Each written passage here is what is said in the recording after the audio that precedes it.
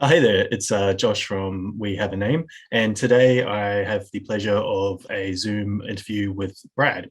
Now, Brad is the Belmont Community Care leader, community care manager from the Belmont Community. I've already gone and killed this one, guys. So Brad is an awesome guy, but effectively he's at Belmont Community Care, which is part of the Belmont Baptist Church. Did I get it right, Brad? Got it. You got it. You got it. Excellent. Great. Well, thank you so much for joining me this afternoon. I was running a little bit late, and Brad was very patient with me. So, Brad, we haven't really had much of a preamble here. We haven't spoken much. I've actually met you, I think, two times maybe. Yeah.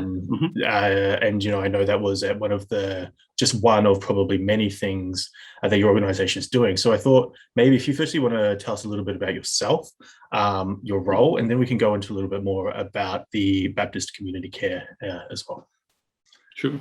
Yeah, well, I'm one of the elders at Belmont Baptist Church, and probably if we roll back 2 years ago, I took a voluntary redundancy. So I had time on my hands and I was thinking what to do. And one of the logo of our church at the time was in the heart of the community, with the community on our heart. But I really didn't feel that we were doing it. And many of us thought that we weren't doing enough in the community. We had resources that weren't utilising for community activities. So I came up with a bit of a plan with some input from others, the pastor at the time, and started off a business plan for Belmont Community Care, which at the time we kind of envisaged food distribution, possibly parking for homeless, community gardens and other things, some of which have eventuated, others haven't for various reasons. So we kicked it off with a community kitchen, going back nearly two years ago. Okay, and so that community kitchen, so that was where I think I met you. I came with my grandmother, right? And That's like right. I thought it was awesome. The food was really nice, and I know it was quite accessibly priced. It was like a gesture, I guess. It might be similar to the concept of providing dignity in that it's not a handout. There's that little bit of contribution to Exactly. help. Yeah. Is that right? That's Yeah. correct. Yeah. Okay, so that's been going for about 2 years. Mm-hmm. One thing I did notice, and this could have been a consequence, I guess, of COVID, but there was so much opportunity potentially to reach more people. There seemed to be a lot of food, certainly a lot that was also, being provided by Oz Harvest. I guess they're one of your partners, if you want to talk about that a little bit. But what, from your perspective, could be a contributing factor? And is there anything that could be done to sort of get the message out that, hey, there's a really good option here? Well, I guess there's a couple of things, Josh. It started off fairly small with just sit-down meals, but then we had a company in New Lambton, the Blind Baker, who started to donate bread to us. Then we found out that the tasty trucks that run around the community to industrial centres providing pies and things, they were throwing away thousands of dollars worth of food every day. And so we connected with the chap that was picking that up. So we started to get pies as well. Then we connected with Oz Harvest. So things have grown. But one of the other important things, it wasn't just about connecting with the community. It was also about giving an opportunity for some of our people in the church to get involved. They may not specifically have a dire need for meals, but for them to actually come down and sit down and relate to people from the community and build relationship. So it was a twofold thing. Some people who felt that they had no goal in life, or they had nothing to contribute anymore because they were elderly. And a lot of people had a bit of resistance. Oh, we might get drug addicts and people coming along. But what we found was that some of our elderly people came along, sat down, had a meal, and then within a couple of weeks started connecting, and we're just loving it. And I guess that's what it's about. It's about connecting with the community, providing a service, whatever it particularly might be at the time, meals. That's also expanded. Sorry. Phone goes off. I did put that on silent. That's okay. And Yeah, so things have expanded. We've also connected with an organisation called Good 360, and Good 360 provides personal items, anything from Lego to sheets and towels and other household items at a very minimum cost. And we just pay for a bit of transport and some other handling. And over the 2-year period, we've outlaid about $2,300, and for that we've got about over $100,000 worth of goods that we've distributed as well. Excellent. Along with that, we've had resources. So we've had a hall that's underutilised. We had doctor's surgery that's next to our property. That the church was a doctor's surgery, and it was vacant. We were intending to put a food hub in there, but that didn't work out because of council regulations. So we offered that to another organisation called Warm Blankets for Everyone. And so we're now working in close, conjunction with them. So we provide Good 360 items to them, and they distribute it with their blankets to other non-for-profits. So it's just been amazing how God's kind of brought different people together. And open doors of opportunity for us, and the opportunities are still expanding. There's a lot actually in what you said, and what I'm really hearing and what I love, because, as believers in our Holy Father in heaven, in God, we know that we're taught to share food, right? The mere act of eating together, we shouldn't be eating alone. No one should be eating alone. It's a communal act, and it's for creating connection. And a lot of times, we live our lives and we have this separation. There's this us and there's another, and when we have an us and another, it not only prevents us being a light and a healing to the others, but it also denies us the opportunity to understand the value that they have as well. And it creates and reinforces these judgments and these opinions we might have. Like you said, there was fear, we might get addicts, but addicts are just broken people like all of us. And they may not have had the love that we have been able to experience, or we've been able to find through our connection with God, the grace that he's given us. And, it's not for us to deny them that opportunity. Of course, we can't save anyone because God saves, but we can be the light. We can reflect his light to others. And certainly, Absolutely. And I'm sure you would agree that if they have that desire to create connection, and they're taking that step to come somewhere, because, from those who I've met in the community who might be, experiencing extreme darkness or being held in the shackles of addiction, they have a lot of shame about it. They don't necessarily want to be in this position at all. And so the mere act of then stepping up and coming into a place where there's going to be others that they don't know, it's an act of bravery. And so what, I think is really beautiful, as you've said, over that time, they had that opportunity for the parishioners to contribute and to create that sense of us and them. It's actually an important principle. And I know it's a different organization, forgive me, but the Wayside Chapel does a lot of great work, similar concept, in Sydney. It's something that I was a part of actually a couple of years ago. And so, it just speaks to that universal truth that if we can put aside our judgment of others, which is actually something that we're taught to do by, God and his messenger, Jesus. It's not for us to judge, only he judges. And we also know he forgives, even though we don't forgive for them, we forgive for ourselves so we can move on. Then we can be brave and they can be brave. We can come together. So I think that's awesome. Absolutely. And you're talking a little bit about purpose, and it's spot on, because none of us was sent here to be idle. None of us was sent here to be, without purpose. And what better purpose, what greater purpose is there than to give love to another, and certainly to help guide them and be a light, and to, be part of the body of God, to be able to lead others into his salvation, or, open the door, open the window for him to do his work. I've got a good example.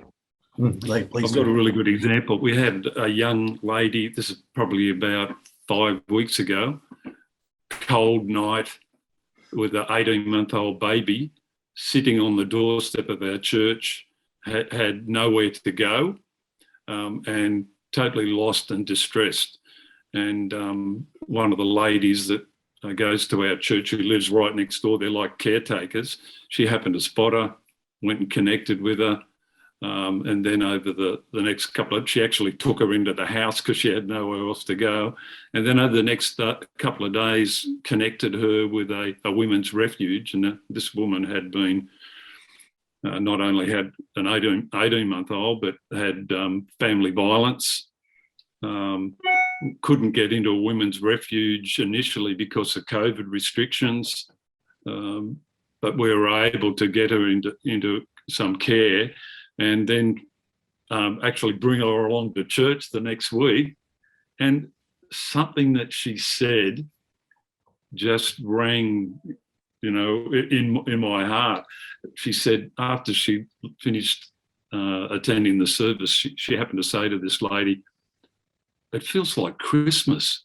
She said, "I feel so happy." So amongst all the trauma that she'd been experienced, she'd reflected back to the time when she was happy, which was when she was a child and at Christmas. And she said being in church that day and the acceptance of people and the love from people made her feel like she was back as a child at Christmas.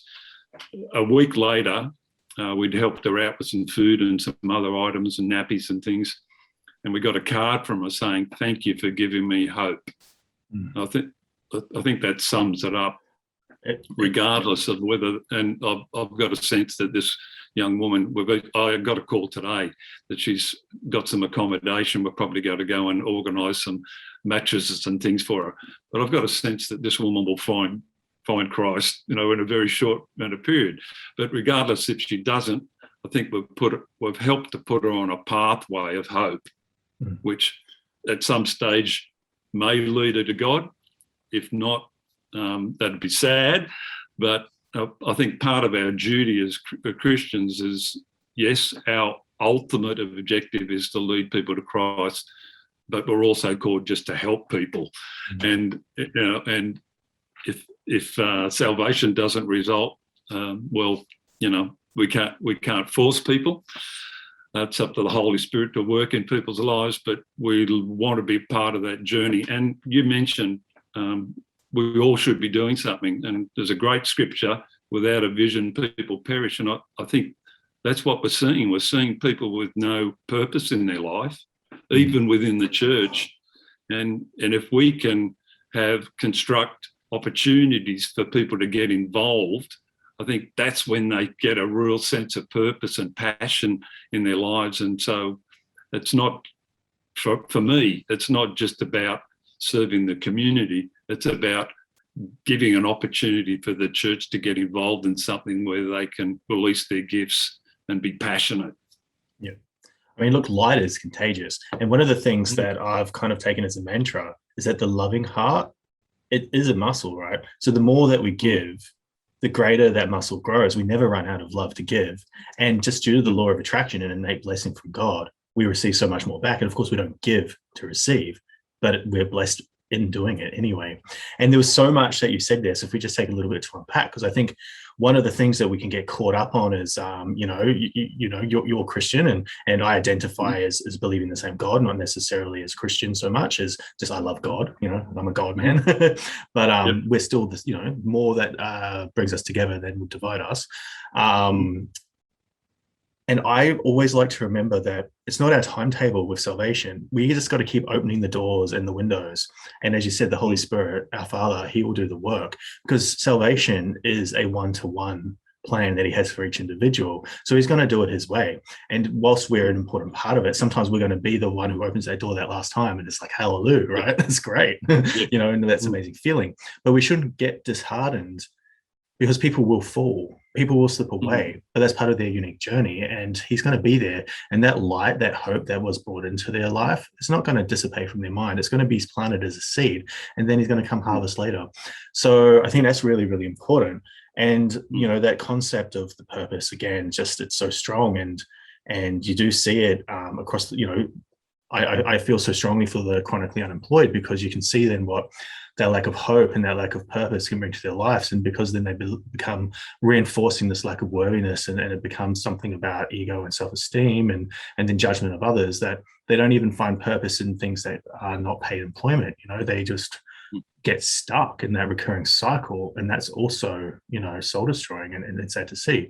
And I think having that outreach is so important. So you guys sound like you're doing amazing work when it comes to partnering with organizations, and I was like, wow, look how much is out there, and yet there's still so much need that's not being addressed. And I'm just wondering, like, I've come to my own opinions, but I don't want to put them out in this video. I want to hear from you.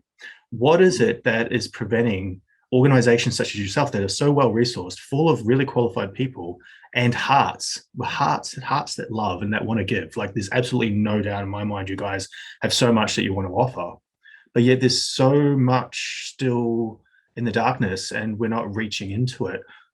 Why do you think that is with traditional NGOs and, I guess, church-based organizations, community organizations, government ones? Because they're not reaching into the chronic problems. Oh, it's a big question. I think, and you don't have to necessarily be a Christian to be passionate about helping the lost and needy. And one, I guess it's about passion. It's about looking beyond yourself. I think we touched on that earlier, that we have a very selfish society that is self-centered, even within the church. So you have some churches who just don't have any outward focus at all. It's all about just how can we look after ourselves. And there's just a general apathy. And sadly, I think there's a growing apathy, especially with COVID, because a lot of churches are shut down. People are doing church online. Their relationship and their connection with people is broken. And so I think there is, apathy, lack of passion, lack of vision. I think there's a lot of factors into why we're not doing more. I mean, and look, that's definitely, and that's not a condemnation, because you guys are doing heaps and you're doing enough. Like, you're doing what, anything is better than nothing. So none of that was coming as why aren't you doing more? It's more of as someone who's so experienced and involved in the community, such as yourself, right, out there doing it. I thought you might just have insight as to what could be the systematic challenge around why it is. And I mean, in light of this, I might share a thought and see if you maybe have some thoughts around it. And I'm thinking it just comes down to judgment. And this isn't necessarily all on those within the organization or those in faith-based organizations. It's also reverse judgment as well. So if you're on the outer, or if you're cast down, or if you're not feeling worthy, sometimes you commit an act of judgment by expecting it in others. It becomes something that you assume, you see it in their eyes, even if it's not there. However, a lot of the times that conditioning has come about from it being there. Do you think that potentially this could be one of those barriers that's really stopping some organization? I'm not talking about yours, it's a general conversation, being able to reach a little bit further into that darkness? You mean so much that there is a sense of judgment that we won't do that for those people because they don't really deserve it? Or they may not approach or put themselves in your reach, so they may hide from your light, because whether or not it's there, because again, we don't make judgments, and we shouldn't also make it of each other, right? In most cases, we're not judging anybody else, right? Or if it happens, it's automatic, and we pull it back because we know that's not our role, and we know that our job is to overcome that and to love.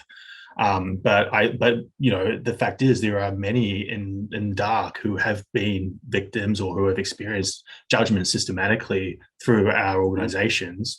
And I'm just wondering if, due to that conditioning, maybe they don't allow their in reach, and that could be why there's these pools of segments that just don't get that love and that light into them. I mean, I could be completely off. Maybe those pools don't exist, but it's just an observation of mine, and I've been thinking a lot on it lately, and I just thought maybe you'd have a thought on it.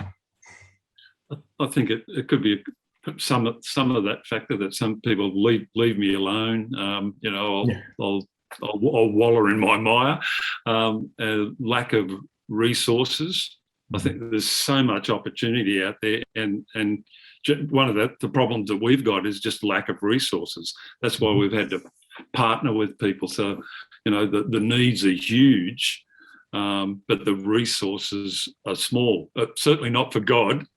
Certainly not for God. No. But for people, as far as people go, we've got a fairly aging congregation, so we're limited on able-bodied people that can get in and do things, but it's surprising what, a small number of people can do with help from God. So, yeah, I think there is some element within the community that sort of go away, leave me alone. I'm happy on myself, and for whatever reasons, it might be guilt, or it might be just apathy, or just, general anger, lots of reasons. Yeah. That's all right. Yeah, I understand that. And look, you're right. God's storehouses are unlimited, so we can always rely on Him to provide provision. If it's His plan for us to do so. Sometimes He likes to, give us some education through the denial of it on His timetable, but we can be sure it will come. And I think you mentioned resources, and it sounds like actually when we partner together, and I guess this is one beautiful thing we can highlight here, because in your short time of 2 years, you've actually connected with others who have access to resources. It sounds like there is an abundance of resources, and we can see that those resources are getting to a lot of the need because of good organizations such as yourself and the passionate members of your congregation. So there's no denial there that you're doing God's work. And it just makes me wonder how much more resources are actually available, and do we have a distribution problem? Do we have a collaboration problem? Are we not really partnering and breaking down the walls because we want to have our own empires that would allow us to actually provide God's provision in a real tangible, immediate sense if we were all able to overcome our human barriers and actually collaborate and give the love freely as a team? What do you think about that? Because like you just mentioned, all that food that was going to waste and all those resources with the Lego and all the blankets. I've seen the blankets. You guys, I go there and I go, wow, this storehouse is full. I'm not seeing an empty barren cupboard when I come to your organization. So I'm thinking, well, and you're just one plant. There's so many others. And it sounds like there's so many, and you see it, there's so many people out there trying to do good. Could it be that if it was more uniform, or if there was more connection, if we were more united in that endeavor, perhaps we could resolve all need? What do you think? Without a doubt, I think we're seeing more of it. So you see Oz Harvests and Second Bite, and you're seeing not manufacturers, retailers, getting the message that there's needs out there, and hey, we need to do something about it. So you do see more of that partnering together with manufacturers, retail, and other organisations working together for a common goal. Definitely that's on the increase. I think one of the challenges, I don't know about empire building, but I guess protection. I guess you've got some people that feel like they've grown an organisation, and then to partner with some, it might get watered down or influence in some way that they don't want to influence. So I guess there's that aspect, especially if it's a Christian organisation, and then partnering with some non-Christian, there could be that sense of we don't want things watered down. Yeah. There's that aspect, but definitely I think within churches, so within you've got various churches, it's quite difficult for churches with different denominational backgrounds to come together.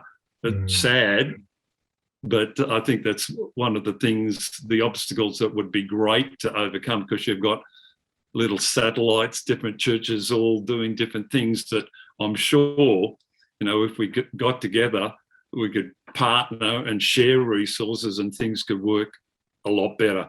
And unfortunately, I think probably some of those obstacles will be very difficult to overcome, for whatever reasons. It's just people in general, just there's barriers there that just sometimes can't be overcome. Oh, look, and we put up walls and fear often, and it's of losing control. But when we remember that God, our Creator, is always in control of creation, we can be assured that He's got a plan to address exactly what you just described. And I'm really, really, really grateful that you brought it up, because I see it as being one of the biggest opportunities, certainly within the nation, within the country. Maybe it's not resolvable, internationally on such a scale yet, but we believe in the same God. It's really only the covenants, that's not the covenants, the doctrine of men that would separate us, and the history of each Yes. individual organizations are simply collections of people, and people are subject to all things. We're both capable of the greatest goods and also the lowest lows, right? So organizations are people. We all have, and we're all subject to our failings and our strengths, and when we can find that and understand that there's so much more that we have in common and that connects us and that unites us than those things that would divide us. I think it's then that we're able to actually rise to the challenge that the future is going to present. There's so much focus right now on the fear that's being generated by COVID, as though we need to live in fear when we don't. Certainly when we have the love of God and we know that he is our shield and that he provides for us, and that, all things are subject to him. He is in control of his creation. Therefore, COVID is under his control also. It's serving a purpose, okay? And in this case, it could simply be highlighting a matter of hypocrisy, but also allowing fear to perpetrate so that we might reconsider and have another look at the way that we're walking. He's always putting signs and warnings up going, hey guys, maybe you should be looking over here instead of over there, because, I'm certainly calling for you. Because there's some great stories though, in the midst of COVID, there's some great stories that have been on the news lately where you've got restaurants who are losing money and turning around and providing meals. I saw that one in Sydney and Newcastle, and it was beautiful, and amazing. These people are losing money. There was a farmer, I think, there that provided a couple of hundred head of cattle or something or other. Just so people sharing their resources with others. That's great. So we all have some good stories in the midst of it. Oh, of course, and that's really what this is about, is highlighting good stories. None of that was actually say there wasn't. It was like, hey, look. We're surrounded by an environment of it, but we're called to swim against the tide. We're not supposed to be going the same direction as everyone else. We're called to go in the other direction because we can have overwhelming hope and confidence, right? So that's the beauty of faith, and certainly in knowing when you have an intimate relationship and you know that we are a special creation, it's so much easier to not worry about the direction everyone else is going that the media tells us to worry about. But it's great that you highlight those, because those are the things that we should be celebrating, because they're a constant reminder that it doesn't matter where we're at. Often we can get stuck. We might think that our love is not enough. We might think that we're not capable of providing anything, or we're only focused on the things that we desire to have for ourselves or on our goals, and we're striving towards it, even though, God provides, he gives, and we can rely on him to bring what's good to us. That, hey, the human heart, it's capable of loving. It's a loving muscle. So, those examples you just gave and described, they are proof, they're evidence that even in adversity and situations where, one might be suffering, one is able to actually put others first. And it's a really, really, really key message around the way of give. Ultimately, it doesn't matter what situation you're in, you can always give a little bit to others. And in doing so, you're going to get so much more back. Yeah, it breaks down barriers. Like we can use, we can get out in the street corner, you can preach, and you can, do this and do that to try and show people the love of God. But it's just amazing how just a simple gesture of giving something to someone can break down barriers like nothing else. Yeah. It is the great breakdown of walls, and it is walls we should be breaking down. It's okay to have borders. We need to be able to say, hey, this is actually where the respect line is, and if you cross it, it's okay. We're not going to say get over there and now the wall's up, but we do. We are supposed to set examples, and we are supposed to establish the ways that we behave ourselves and expectations of others. But look, he forgives, so we can't hold it against you. Just here is the parameters, but not walls. And I really, really like this, because maybe it is that the fact is, and I guess where I was going with this was, whilst there's all these beautiful stories, we know the trend of the majority, and we know that the direction is still in the way of get, and it's very much a drive to get back to the getting, right? This is where all of the fear and the anxiety is coming from. We weren't happy before because we were running around as cattle, and now we're not happy because we're not running around. It's always that grass is always green on the other side, or when we're seeking fulfillment externally because we don't understand that we're already enough internally, right? It's what drives us the wrong way. And I'm thinking that within this country certainly could be the example to the world of denominations overcoming those barriers, because they're not walls. Walls are insurmountable, and as you said, these are just barriers. the people orientated barriers. They've got nothing to do with reality, and they've got nothing to do with God and his message, his love. So those barriers, imagine if we could just start to bring them down and find a way to collaborate and coordinate, because the requirements of the future's bright, because there's a promise, and we know that there's a promise and we can rely on it, but we're also called to be active contributors.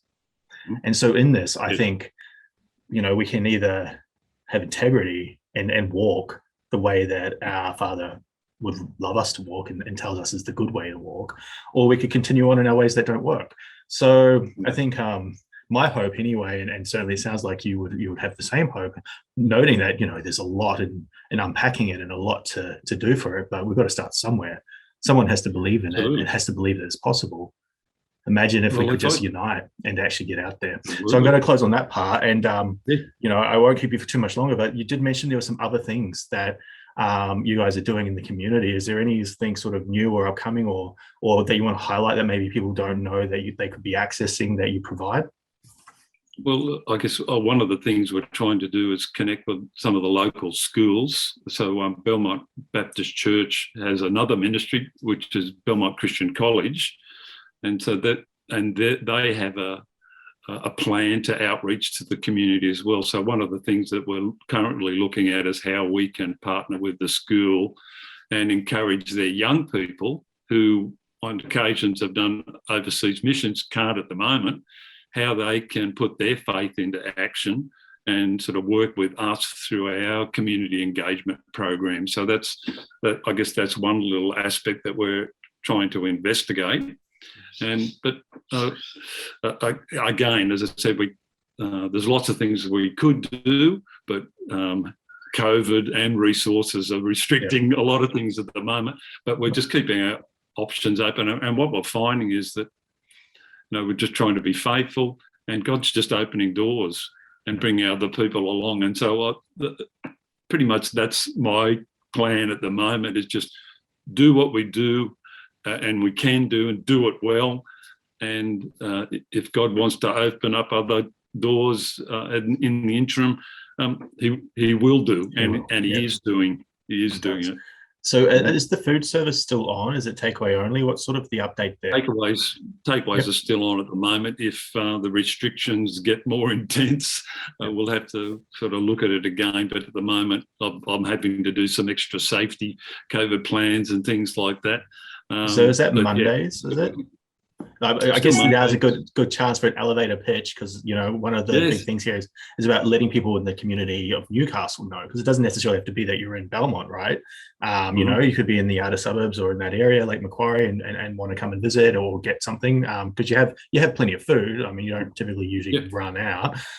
Correct me if I'm wrong. So tell us again when, what days, and we'll go from there. So it's Monday, 4:45. We pretty much start distributing the food till about 5:45. There is some restrictions with food at the moment. So every fortnight we only get 20 Oz harvest hampers. Unfortunately, we can't get the pies and things at the moment because they're not able to distribute them because of the COVID restrictions. We're still getting bread, and at the moment we're doing about 40 meals because we're getting about 20 people turn up. But there's opportunity for us. If we get more people turn up, we can certainly produce more meals. So that's not an issue. But there are some restrictions with food access at the moment because of food. Whereas in the past, we were getting a table full of pies and sausage rolls. We're not. It was great. I saw that, and I was like, yeah, that's awesome. There's so much there. What a bounty from God. Just a quick one, like on the subject of it being Monday, does this just come down to manpower and availability of food? Like, is there an organizational desire? Is it part of the business plan to sort of do more, to be more open? Because, I know the only other place I know of is the Soul Cafe, but that's in the city, right? And that's more lunch, right? So what about dinner options? Tell me, what's the plan? Again, we're open to where God's going to lead us. If it gets bigger, the intention is to have sit-down meals. So hopefully when COVID is finished or abates a little, that we'll get back to sit-down meals again. If that grows, we can cater for probably 40 people comfortably, 30 to 40. If it got bigger than that, then we might need to look at another night. Ideally, we'd love to do something like a community cafe in the future, to connect with more people. So again, it's just waiting and seeing how things grow, how things develop with no set plans. We're just, I'm sure God will direct us in the way He goes. And that's one of the things that church is doing at the moment, is kind of looking at our plans and goals for the future. And we're kind of, it's a difficult time for anyone to plan, actually, in the midst of COVID, because we're so restricted in what we can do. But I guess we're open. There are some little doorways opening. I know there's potential connections with our school and Good 360 and other things. I've just applied to get pallet loads of goods from Good 360, and I've talking to the council, local Lake Macquarie Council, of them putting out an all points bulletin to their non-for-profit contacts, and I'll set a couple of days during the week. People will just turn up and I'll have a pallet load of stuff that I can distribute. At the moment, I've got a pallet load of sanitizer that Awesome. I'm ready to distribute. So that's another opportunity that's just opened up, and I could be able to, we should be able to work with council to distribute goods to their connections as well. So little things are opening up all the time, and I mean, because horizontal, there's a bit of vertical thinking there, which is great. Obviously, you want to have as much reach as you can, and you guys do such a great job with the food already. And people need to eat every day, and people are lonely every day, and that ability to share bread every single day would be such a blessing. And through that, you have the perfect mechanism then to distribute food. So, goods as well. So it's almost like, a great hub for that Lake Macquarie, Belmont sort of a region where there's a lot of need. You guys are right next to some of the most neediest suburbs that we have. Not to pass out on anyone, but we know that there are some suburbs that have intergenerational need that's quite established and quite ingrained in that area. So, look, if there was anything, it just correct me if I'm wrong, just because I want to be able to speak about it if I'm ever talking or have the opportunity, and in my prayers to God, be able to raise up your cause, because it's something that obviously I'm a big believer in. It just comes down to resources, right? People and food, the will, the desire, the love, the compassion to be able to have a community center where people can come and break bread every night and receive goods that you have. It's there. It's in your heart, right? It's just a matter of when it comes and how to make it feasible. Okay, good to know. Thank you so much for sharing those insights. And I guess a final closing word, and then if you had anything else you wanted to add, but what's your hope for the future? Well, the hope for the future is this COVID would go away, so we can do a much better job than what we're currently doing.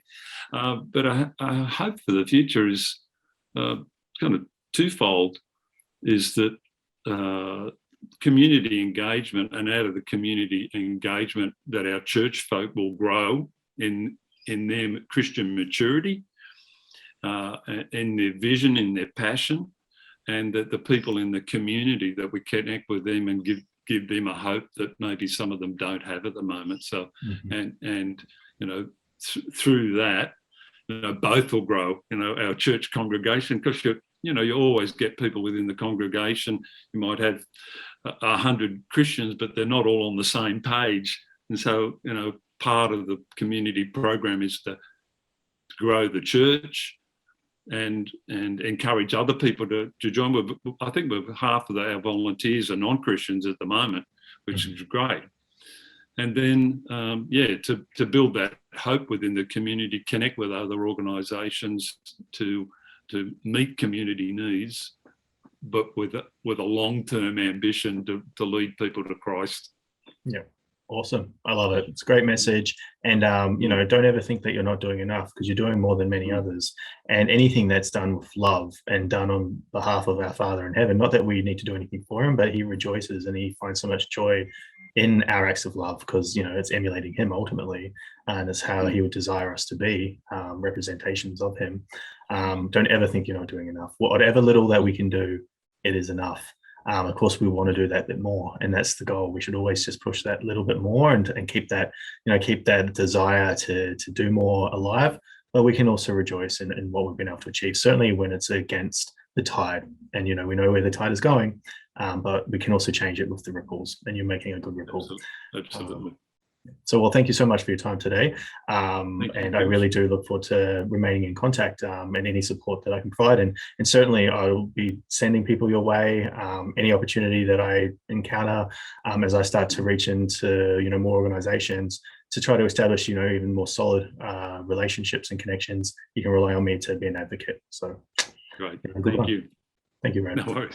Catch you. See you later. Bye, Josh.